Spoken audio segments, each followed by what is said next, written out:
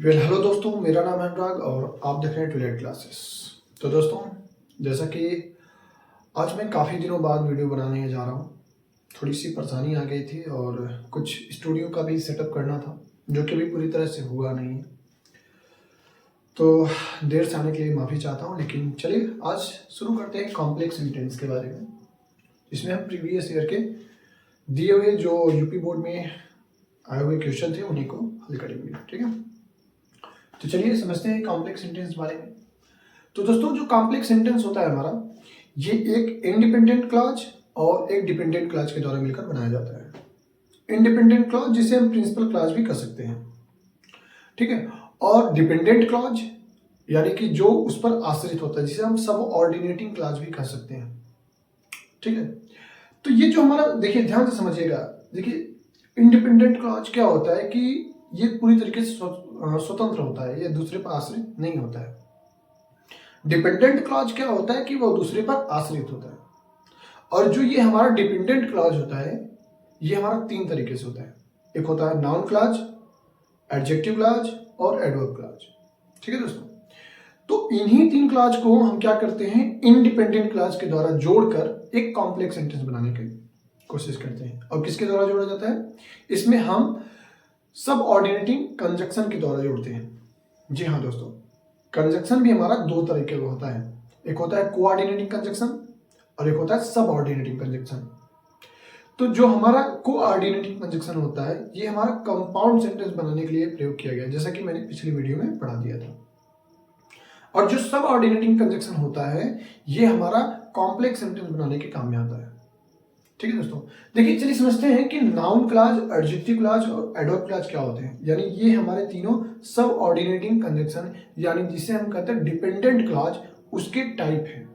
ठीक है, और इन्हीं क्लॉज को हम इंडिपेंडेंट क्लॉज के द्वारा, यानी जो स्वतंत्र वाक्य होता है, ठीक है, उपवाक्य होता है, उसी से हम जोड़कर कॉम्प्लेक्स सेंटेंस बनाते हैं। ठीक है, वैसे समझ जाए तो बहुत ही आसान होता है और ना समझे तो बहुत ही कठिन लगने लगता है। ठीक है दोस्तों, तो चलिए समझते हैं। सबसे पहले समझते हैं नाउन क्लॉज क्या होता है। देखिए नाउन क्लॉज, मैं कुछ एग्जांपल लिख देना चाहता हूं नाउन क्लॉज के बारे में। ठीक है दोस्तों, जैसे नाउन क्लॉज है, I know that she is busy.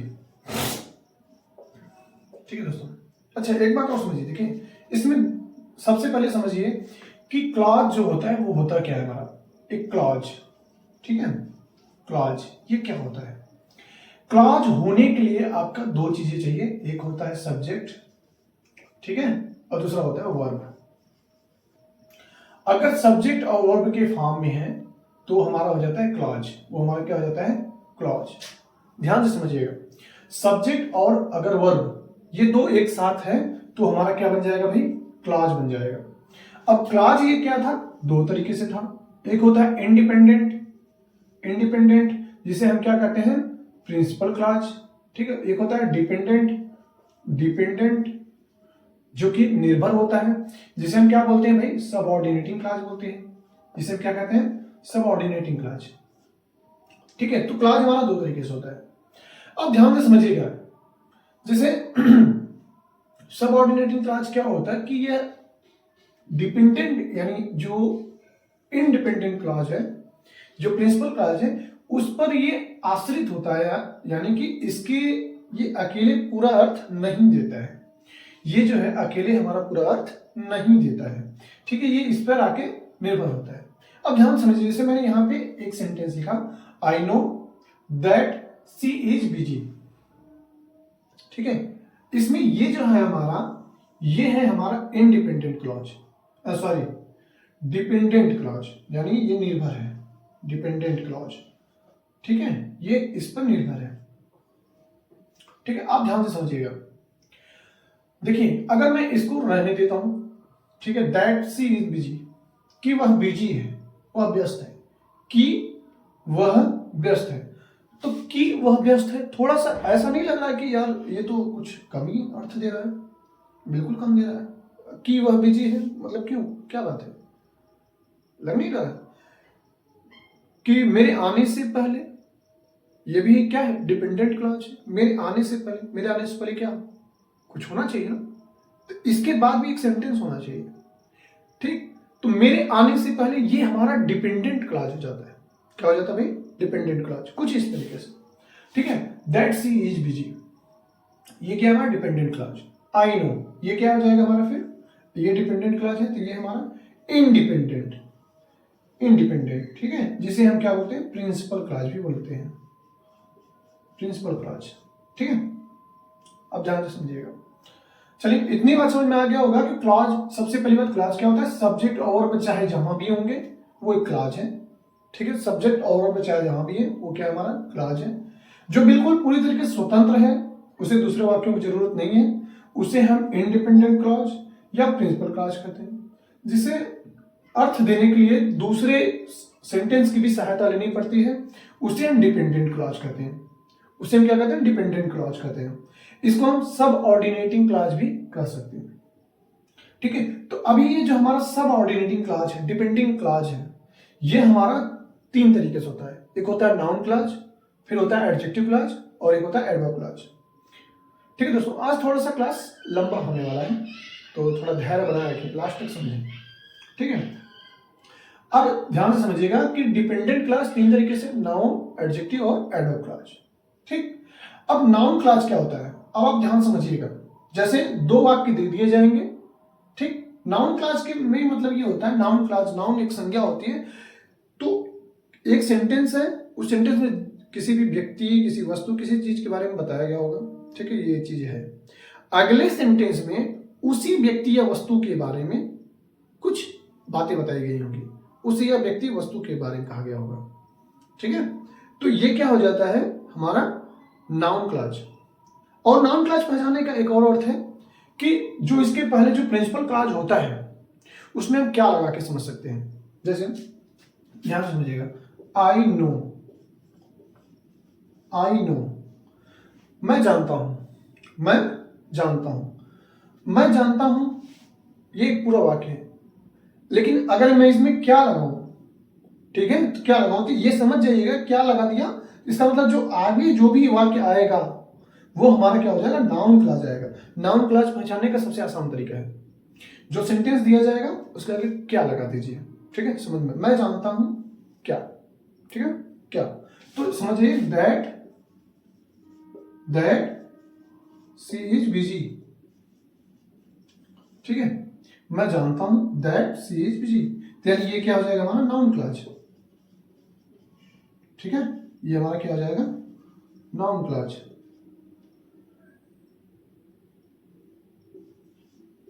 ठीक है, ये हमारा नाउन क्लॉज है। आएगा समझ में। तो इसी तरीके से होता है। चलिए, आपके पेपर में प्रीवियस ईयर में नाउन क्लॉज से एक संबंधित सेंटेंस था, ठीक है। अब देखिए, नाउन क्लॉज बनाने के लिए क्या होता है, नाउन क्लॉज बनाने के लिए हमें कई तरह के कंजक्शन का प्रयोग करना पड़ता है, ठीक है।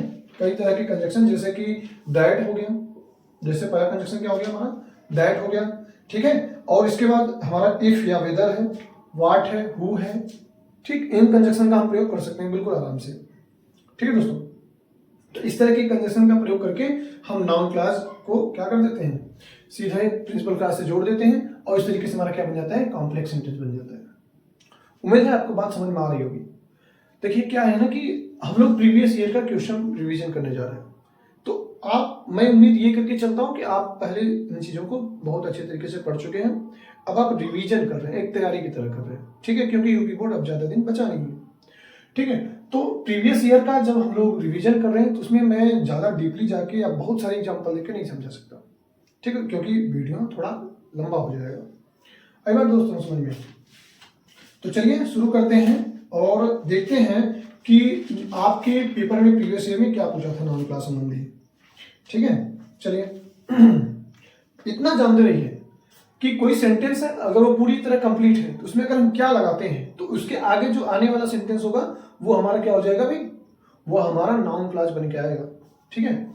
चलिए देखते हैं पिछली बार क्या पूछा हुआ था।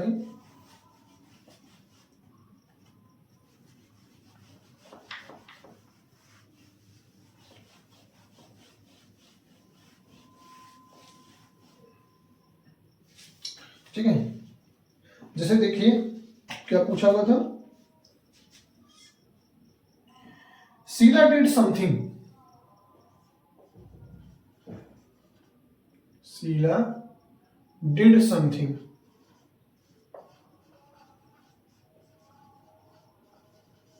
Sheela did something. आगे क्या भाई, no one knew that, no one knew that, ठीक है, दैट नहीं भी होता है, कोई दिक्कत नहीं, नो वन न्यू, ठीक है। अब ध्यान से देखिएगा, Sheela did something, no one knew, दो सेंटेंस है आपके सामने, ठीक है। एक शीला डिड समथिंग, शीला ने कुछ किया, नो वन न्यू, कोई नहीं जानता, ठीक है। अब आप ध्यान समझिए, कोई नहीं जानता, क्या कोई नहीं जानता, क्या नहीं जानता, शीला ने कुछ किया, बात समझ में आ रही। तो यहां क्या लगाने से मिल रहा है, यानी ये हमारा क्या बन जाएगा, नाउन क्लॉज।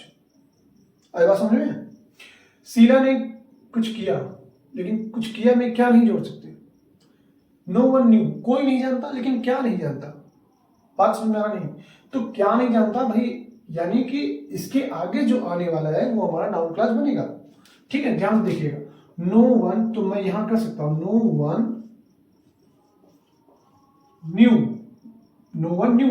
अब दैट लगा लीजिए, बिल्कुल सही, ठीक है। दैट एक प्रकार का क्या है, सब ऑर्डिनेटिंग कंजक्शन है, ठीक है ना, सब ऑर्डिनेटिंग कंजक्शन है। No one knew that Sheela did something, Sheela did something. उम्मीद है बात समझ में आ रही होगी, ठीक है दोस्तों। तो ये हमारा क्या हो जाएगा, कौन सा सेंटेंस बन जाएगा, ये हमारा कॉम्प्लेक्स सेंटेंस बन जाएगा, कॉम्प्लेक्स सेंटेंस बन जाएगा, ठीक है। कॉम्प्लेक्स सेंटेंस समझने के लिए आपको थोड़ा सा सबऑर्डिनेटिंग कंजक्शन के बारे में भी समझना पड़ेगा। सबऑर्डिनेटिंग कंजक्शन के एग्जांपल याद रखें, जैसे व्हाट, कि जितने भी प्रश्नवाचक शब्द होते हैं, ठीक है, जैसे क्वेश्चन वर्ड जो होते हैं, what, how, where, when, which, whose, ये सभी हमारे सबऑर्डिनेटिंग कंजक्शन में ही आते हैं, ठीक है। तो याद रखिएगा, सबऑर्डिनेटिंग कंजक्शन का प्रयोग करके ही हम कॉम्प्लेक्स सेंटेंस बनाते हैं, ठीक। उम्मीद है बात समझ में आ रही होगी। आप इन चीजों को जानते हैं, दैट भी, इफ भी, वेदर भी, ये भी हमारे क्या है, ये भी हमारे सबऑर्डिनेटिंग कंजक्शन है, ठीक है। इन चीजों को याद रख लीजिए आप बिल्कुल अच्छे तरीके से, ठीक है। क्वेश्चन वर्ड्स, क्वेश्चन वर्ड्स हमारे क्या होते हैं भाई, क्वेश्चन वर्ड्स ये हमारे जितने हैं सब सबऑर्डिनेटिंग कंजक्शन है, इनके द्वारा ही तो हम बनाते हैं कॉम्प्लेक्स सेंटेंस, सबऑर्डिनेटिंग कंजक्शन, ठीक है, कंजक्शन होते हैं, ठीक। इसी तरीके से इफ या वेदर, ठीक है। और इसी तरीके से हम ले लेते हैं, जैसे दैट भी है, ठीक है, दैट भी है हमारा, ये सभी हमारे क्या है, सबऑर्डिनेटिंग कंजक्शन, ठीक। और भी होते हैं, जैसे कि एडवर्ब क्लॉज के लिए, जैसे because, because, since, till, until, ठीक है। उम्मीद है बात समझ में आ रही होगी। ये और भी बहुत सारे होते हैं, ठीक है, सबऑर्डिनेटिंग कंजक्शन बहुत सारे हैं, उनको हमें याद रखने की जरूरत है, समझना पड़ेगा सबऑर्डिनेटिंग कंजक्शन क्या है, ठीक है। तो ये ध्यान, मोटी मोटा चीज ये ध्यान रखिए, question words, if you whether, that, because, since, till, until, ठीक, सो दैट, ठीक, इन सब का प्रयोग हम कहाँ करते हैं भाई, सबऑर्डिनेटिंग कंजक्शन में करते हैं, ठीक है। और सबऑर्डिनेटिंग कंजक्शन क्या होता है भाई, ये हमारा कॉम्प्लेक्स सेंटेंस बनाने के काम में आता है। चलिए अगला सेंटेंस जैसे है जैसे था, the sun rises in the east, the sun rises in the east, the sun rises in the east, ठीक है। ये सेंटेंस है, इसके आगे है, इसके आगे क्या भाई, दिस इज फैक्ट,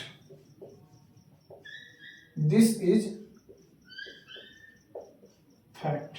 ये प्रीवियस ईयर का पूछा हुआ है, ये भी प्रीवियस ईयर पूछा हुआ सेट में था, ये भी प्रीवियस ईयर पूछा हुआ सेट में 2025 का, तो कह रहा है देखिए दो सेंटेंस है, ठीक है, दो सेंटेंस है। The sun rises in the east, this is fact. सूर्य पूर्व में उगता है, ये एक तथ्य, एक कथन है, ठीक है। तो अगर मैं कहूं यह एक कथन है, क्या कौन सा कथन है, ठीक है, कौन सा, क्या मतलब क्या कथन, कथन क्या है, तो मैं आगे कहूंगा the sun rises in the east, ये वाला, ये हमारा कथन, ठीक है, बात समझा नहीं, ठीक है। तो याद रखिएगा दिस इज फैक्ट, यह एक तथ्य है। आगे क्या मतलब, क्या जो मैंने कहा क्या तथ्य है, तथ्य क्या है, कथन क्या है, तो जो कथन आने वाला है वो हमारा क्या हो जाएगा, क्या हो जाएगा भाई, वो हमारा नाउन क्लॉज बनेगा, ठीक है। तो बिल्कुल आसानी से कह सकते हैं दिस इज फैक्ट, ठीक है भाई, ये प्रिंसिपल क्लॉज बन गया, क्योंकि आगे आने वाला कथन ये हुआ तो नाउन क्लॉज ये हुआ। नाउन क्लॉज एक प्रकार का सबऑर्डिनेटिंग क्लॉज है, उसको हम कहां रखेंगे, पीछे रखेंगे, बिल्कुल सही। This is fact that, this is fact that, अब इसको आगे जोड़ लीजिए, the sun rises in the east, ठीक है। तो ये हो गया हमारा कॉम्प्लेक्स सेंटेंस, ये भी हमारा किसमें बन गया भाई, कॉम्प्लेक्स सेंटेंस बन गया, ठीक है, ये भी हमारा कॉम्प्लेक्स सेंटेंस में बन गया। बात अच्छी तरीके से समझ में आ रही होगी, उम्मीद है। अरे भाई बहुत ही आसान होता है, लेकिन बस समझने की बात है, समझ लें, कुछ चीज़ों को याद कर लें तो हमारे लिए कॉम्प्लेक्स सेंटेंस भी आसान हो जाता है। वैसे क्लास 12th में सिंथेसिस पढ़ने के दौरान हमारे लिए सबसे जो टफ भी होता है वो है कॉम्प्लेक्स सेंटेंस, ठीक है। तो कॉम्प्लेक्स सेंटेंस इसका नाम ही है, मिश्रित वाक्य जिसे कहते हैं हिंदी में, तो कॉम्प्लेक्स सेंटेंस, ठीक है। चलिए आगे चलते हैं। अब कोई नाउन क्लॉज का बिल्कुल आप समझ लीजिए, इसी तरीके से पूछा गया था, नाउन क्लॉज का अब ज्यादा नहीं पूछा गया है। अब आगे समझते हैं कि एडजेक्टिव क्लॉज क्या होता है, ठीक है। एडजेक्टिव क्लॉज, अगला, ये दो नाउन क्लॉज से पूछे गए थे आपके प्रीवियस ईयर में। अब आगे चलते हैं एडजेक्टिव क्लॉज, एडजेक्टिव क्लॉज, ठीक है। एडजेक्टिव क्लॉज, एडजेक्टिव क्लॉज क्या होता है भाई, एडजेक्टिव यानी जो विशेषण है, एडजेक्टिव के नेम क्या कहते हैं, विशेषण कहते हैं, ठीक है। ये क्या करता है भाई, ये क्या करता है विशेषण, ये किसी नाउन या प्रोनाउन की विशेषता बताता है, ठीक है, जिसे हम क्या कहते हैं, एडजेक्टिव कहते हैं, ठीक है। किसी नाउन या प्रोनाउन की विशेषता बताता है। अब कई शब्द मिलकर नाउन या प्रोनाउन की विशेषता बताएं तो हमारा क्या हो जाएगा, क्लॉज हो जाएगा, ठीक है, क्लॉज हो जाएगा, ठीक। और जैसे कि अभी आप एग्जांपल दे रहा हूं, जैसे the people who live the next door, the people who lived the next door, ठीक है, who live the next door are good, are good, ठीक है। ये एक सेंटेंस है, इसमें प्रयोग किया गया एडजेक्टिव क्लॉज, इसमें क्या किया गया, प्रयोग किया गया एडजेक्टिव क्लॉज। द पीपल मानी लोग, जो कहाँ रहते हैं, नेक्स्ट डोर, अगले दरवाजे पर या अगले रूम के पास, ठीक है। याद ध्यान दीजिए पीपल के बारे में इतनी सारी बातें कहा गई, एकदम मिलके कई शब्द मिलकर बोले हैं। Who live the next door, जो कि अगले दरवाजे पर रहते हैं, तो ये हमारा, यही है हमारा एडजेक्टिव क्लॉज, यही है हमारा क्या, एडजेक्टिव क्लॉज है, ठीक है। अभी जब आप, ये मिश्रित वाक्य है, अलग अलग मिलेगा, जब आपको एकदम ऐसे ही बनाना पड़ेगा, आएगा समझ नहीं।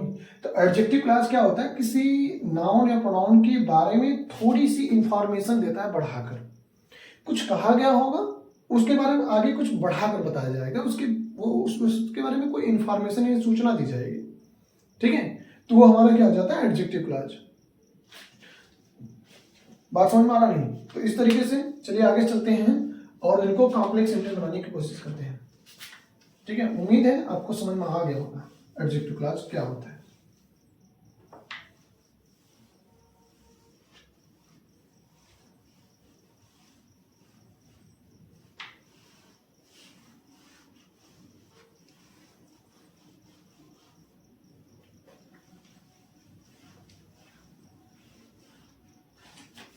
ठीक, चलिए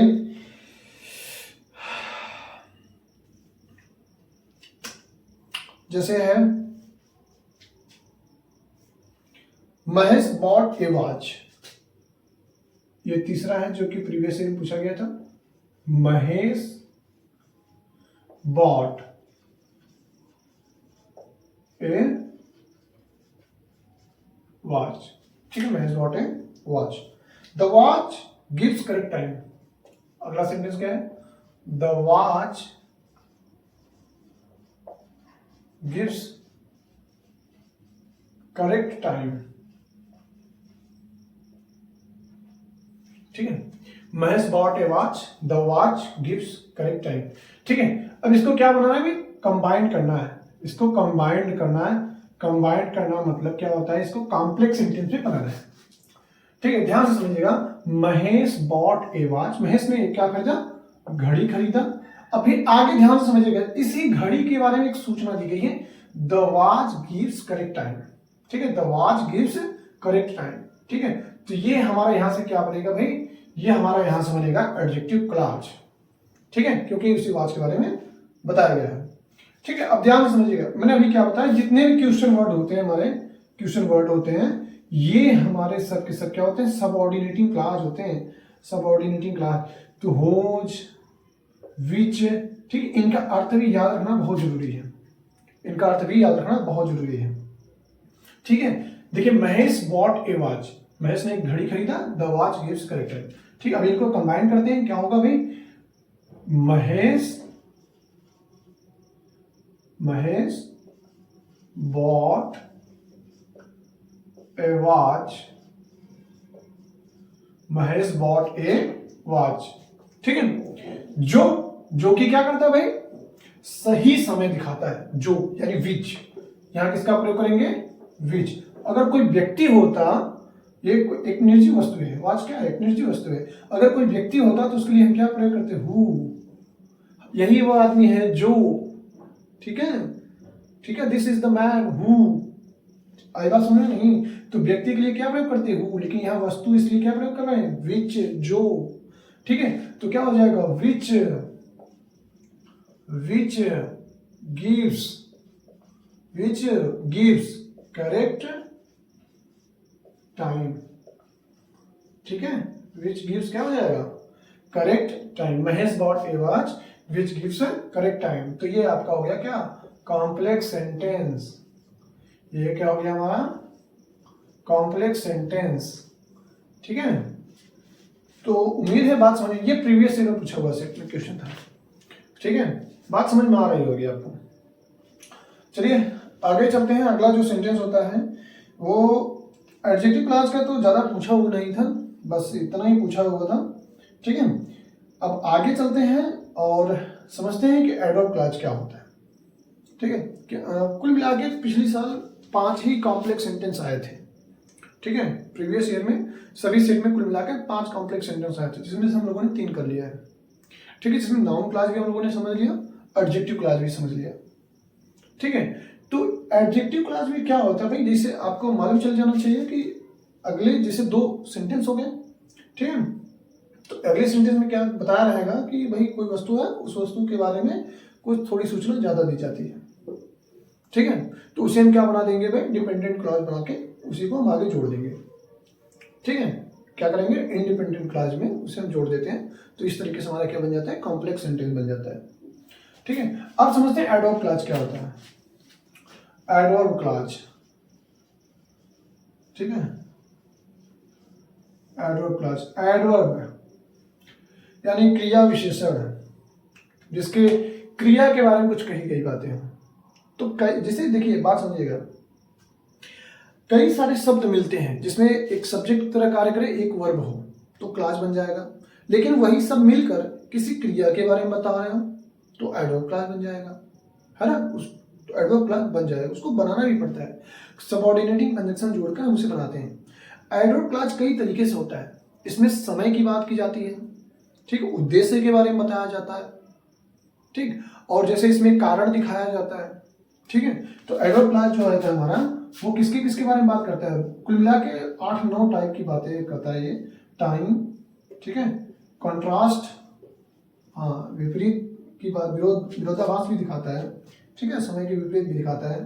पर्पज यानी उद्देश्य भी दिखाता है, ठीक है, और रिजल्ट भी देता है, परिणाम की बात करता है, ठीक है। ठीक है, और भाई क्या देता है भाई, और हाँ रीजन भी दिखाता है, रीजन कारण, ठीक है ना, इन सब के बारे में बात करता है। तो ये हमारा एडवर्ब क्लॉज में आ जाता है, ठीक है, ये हमारा किस में आ जाता है भाई, एडवर्ब क्लॉज में आ जाता है।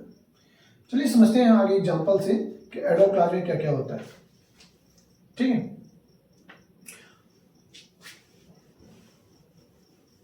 और इसी क्लॉज के माध्यम से, नहीं इस एडवर्ब क्लॉज से दो सेंटेंस आपके प्रीवियस सीरीज में, दो सेट में आया हुआ था, ठीक है। चलिए नंबर 4, जैसे एडवर्ब क्लॉज लिए था, क्या था भाई, सम टीचर्स कमांड रिस्पेक्ट।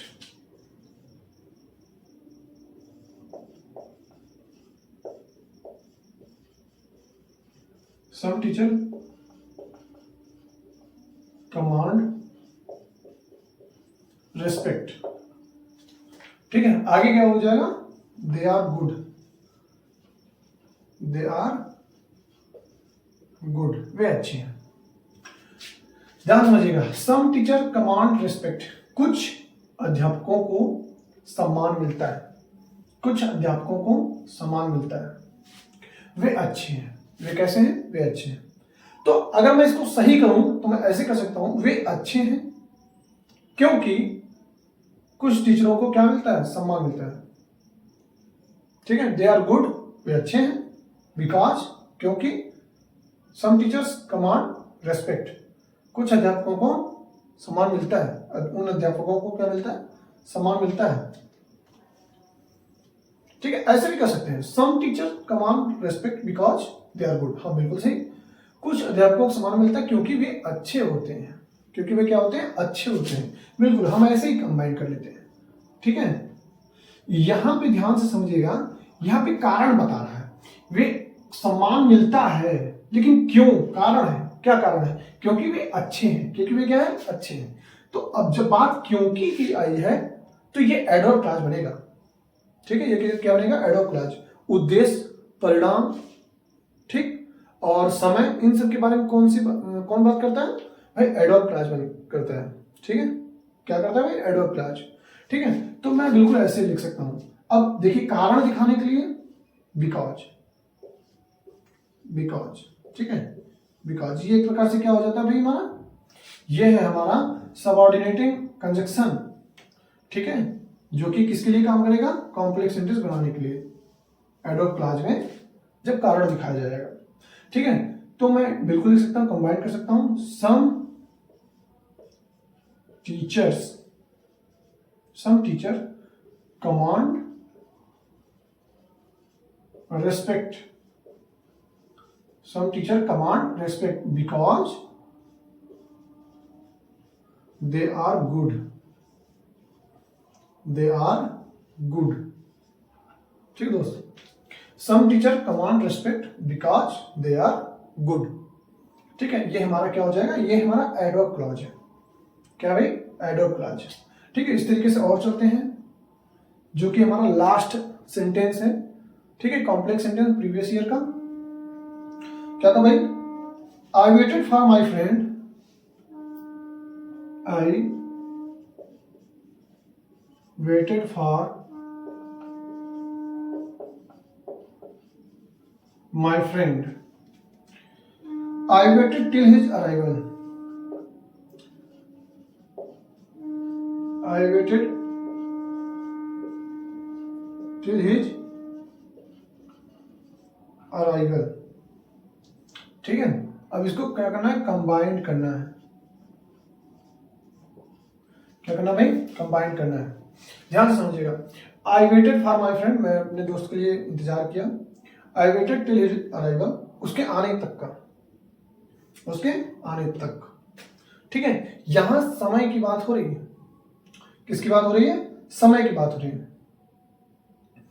तो अब यहां समय की बात हो रही है तो जाहिर सी बात है, समय के लिए हम टिल का प्रयोग करते हैं, टिल का, अनटिल का प्रयोग करते हैं, अनटिल का भी प्रयोग करते हैं, सिंस का भी प्रयोग किया जाता है, ठीक है। लेकिन तक, जब तक, ठीक है, इन सब का अर्थ यही निकल जाता है टिल और अनटिल के माध्यम से। आई बात समझ में नहीं? तो बिल्कुल हम यहाँ पे तक और जब तक की बात आएगी तो टिल और अनटिल का प्रयोग करेंगे, ठीक है। तो कह रहा कि मैं तब तक इंतजार किया जब तक वह आ नहीं गया। तो मैं बिल्कुल कह सकता हूं आई वेटेड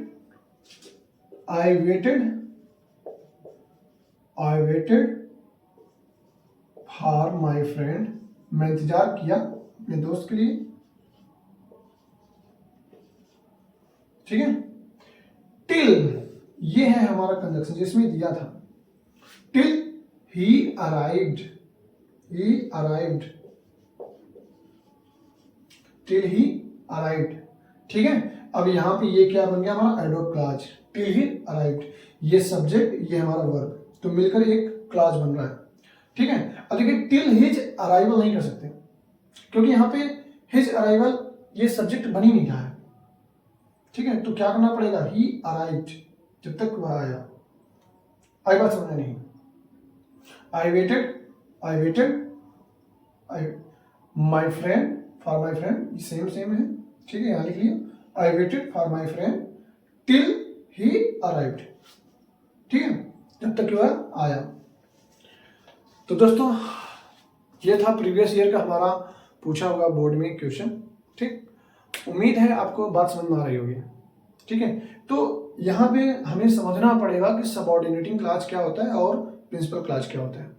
सबऑर्डिनेटिंग क्लॉज कितने प्रकार का होता है और उसके सबऑर्डिनेटिंग कंजक्शन जो कॉम्प्लेक्स सेंटेंस बनाने के लिए चाहिए उनको थोड़ा सा याद रखने की जरूरत है दोस्तों, और उसका अर्थ भी समझना बहुत जरूरी है, ठीक है। तो उम्मीद है आपकी तैयारी बहुत अच्छे से चली होगी, बहुत अच्छे से आप पढ़ाई कर रहे होंगे, और मैं अब जल्दी वीडियो बनाऊंगा, ठीक है, आप सबके लिए। जो भी बात समझ में नहीं आए आप उसको जरूर कमेंट बॉक्स में कमेंट कीजिएगा, ठीक है दोस्तों। चलिए आज के लिए बस इतना ही।